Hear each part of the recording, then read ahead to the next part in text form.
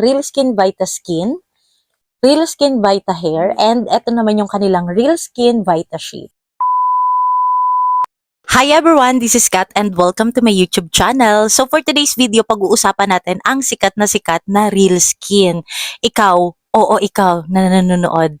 Familiar ka na ba sa Real Skin? Ito yung tatlong product nila na talaga namang grabe. Sobrang daming nasusold nito araw-araw. Real Skin Vita Skin, Real Skin Vita Hair, and eto naman yung kanilang Real Skin Vita Sheet. So ipapaliwanag ko sa inyo kung ano-ano ba yung pagkakaiba nitong tatlong product na to. So start tayo dito kay Vita Skin. Ito si Vita Skin is glutathione collagen. Vita Skin is nakafocus siya sa pagpapaglow at pagpapaputi ng skin ninyo. So kung ikaw na nanonood, kung ang goal mo is pumuti at mag-glow ang skin mo, si Vita Skin ang bagay sa'yo. Next naman ay si Vita Shape. Mga ante, ito pong si Vita Shape ay breast and butt enhancer at nakakatulong na din siyang makapagpapayat. So basically, ito po ay para sa mga madam na gustong magpa-sexy at gustong ma-enhance ang kanilang mga breast and butt. Actually, ito umiinom din ako kasi gusto ko din syempre medyo ma-enhance yung aking boobs at ang aking butt. So next naman is si Vita Hair. Ito naman more on collagen siya kasi nakakatulong siya makapagpaganda ng hair, sa nails, and sa skin. Itong tatlong product na to mga ante, kung tatanungin niyo ako kung pwede niyo ba siya i-take lahat, yes, pwede naman po, pero isang gamis lang po ang iinumin niyo kada isang araw. For example, gusto niyo pong magpa-sexy, magpa-enhance ng breast and butt, isang beses lang po kayo iinom ng gamis natin ng Vita Shape. And kung gusto niyo din naman pong pumuti, isang beses lang din po kayo magte-take ng Vita Shape. And then, para sa hair naman po, isang beses lang din. Huwag po kayong lalagpas sa recommended dose dahil alam niyo naman kapag sobra, masama.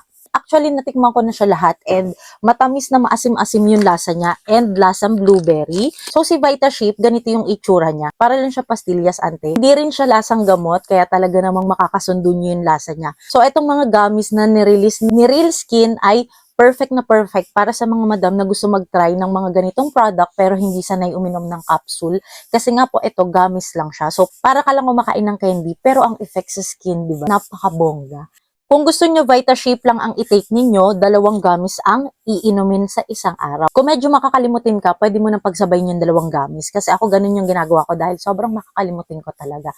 Pero kung hindi ka naman makakalimutin, pwede yan isa sa umaga, isa sa gabi, 30 minutes bago kayo kumain. Ito naman si Vita Hair. Ngayon ko lang din siya tinry inumin. Si Vita Shape kasi 1 week ko na siya iniinom. Halos magkalasa lang din sila ni Vita Shape. Tamis na maasim-asim. So ito, umiinom din ako nito isang beses na lang kasi nga umiinom din ako ng Vita Shape. Pero mga ante ha, kung gusto nyo na eto lang po ang inumin niyo si Vita Hair, dalawang gamis lang din po ang iinumin sa isang araw. Basta wag na kayo nalagpas sa recommended dose mga ante kasi baka naman ma-overdose kayo, diba? So ganito naman yung itsura ni Vita Skin. Lasang strawberry to, natikman ko na din siya. Pero hindi talaga siya yung iniinom ko. Tinikman ko lang mga ante kasi diba umiinom ako ng Beauty White. So ngayon, ang tinitake ko lang is si Vita Hair and Vita Shape. So ayan po yung pagkakaiba-iba nitong tatlong product na to.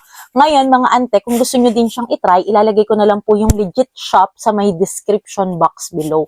Ayan lang po yung i-click ninyo. Huwag po kayong mag-click kung saan-saan, lalo na sa mga FB, dahil alam nyo naman, marami po talagang kumukuha ng mga video ko at pinupost sa FB, and then, ibang link po ng shop ang inilalagay nila. Kaya, ingat-ingat na lang din po sa pagbili. So, ayun lang for today's video. Kung meron kayong mga questions, recommendation, feel free to comment down below dahil masipag po tayo magbasa ng comment. Thank you so much for watching. Bye!